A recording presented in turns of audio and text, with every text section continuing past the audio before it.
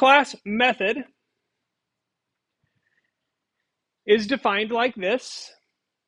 Like I said, it's just a function that belongs to a class. So inside that class, indented, I am saying define start car, and all this does is print the engine sound, okay?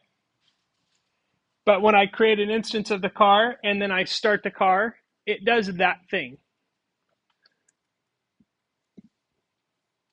So I can add that right here.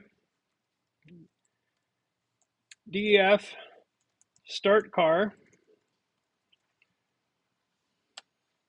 Okay, and now you didn't see me type the word self in there, right? Either that or I type self super fast. Self just appears there. And the reason that self appears there is because self is always a parameter of start car. Now, it's not a named parameter, but it is there, passed along implicitly. And there's a reason for that we'll get to later, but we're not there. We're not going to get there just yet because that's a little bit further down the road.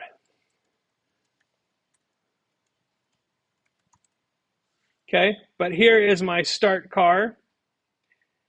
And so when I want to call that function, I can't just say start car because I have to say which car I'm going to start. Is it my car or is it my other car? So I'll start my other car dot start car. And then when I run that, you can see that that car says what it's supposed to say when I start it.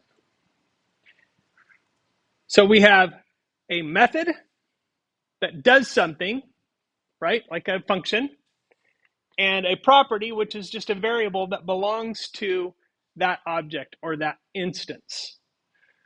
So that is why and how we are going to create objects and methods and properties.